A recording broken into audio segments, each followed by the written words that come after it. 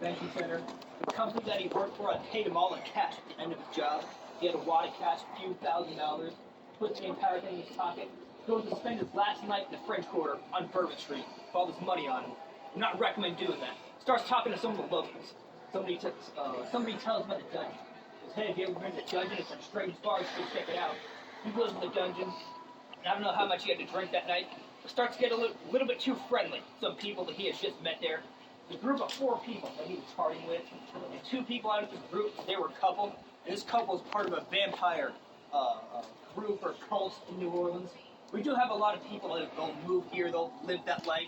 Most of the time it's pretty harmless, they'll just dress up in their costumes, they won't leave the house at night, they'll decorate their home with instead. So they might take it a little bit further, implant fangs into their teeth. I did hear about one person who filed down the first 4 teeth in front of you 2 look like fangs, but too much for me. But in 2016, we made laws about the consumption of human blood. So now both parties need to sign a contract, the donor and the person that's drinking it. I'm not sure what the incident was that led up to them making that law here. So I would imagine somebody had given somebody some type of disease from drinking their vampire blood. I guess you got to sign away that you don't have any blood-borne disease that is consensual. Not really my thing. I guess if you're 2 grown adults, what you guys are into. Anyway, I actually had one of those vampire people take my tour one time. They had the whole outfit, color contrast, top hat, everything. And I was talking to him before the tour. I said something to him. I said, I like your costume. He gets all serious. It was not a costume. Okay, I guess I hit a nerve.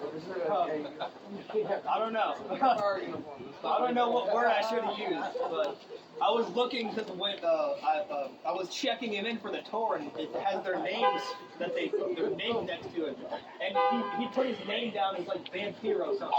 So a lot of times these vampire people will take on a fake name of vampire, name they'll go by. So this couple, once they introduce themselves to Sean, they don't give their real names, they give their vampire names. So they introduce themselves as never before. This is what their vampire name. That's the couple. Their 2 friends are with them. Friend Ben, other friend Ben. So the 5 of them, they're partying throughout the night. Eventually, one of them turns to Sean. Asks him, hey, what hotel are you staying at? Because I'm at the Marriott on Canal Street. So you mind if we continue the party? Open your hotel room.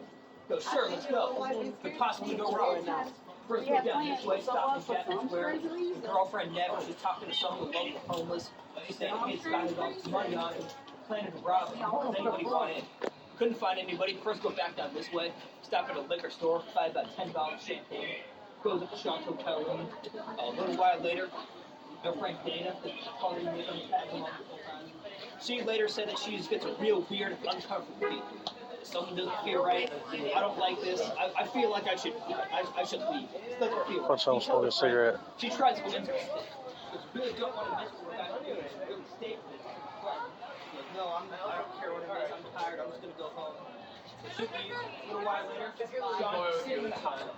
Her boyfriend, Rory, pulls him from behind, cracks him over the head with a champagne bottle.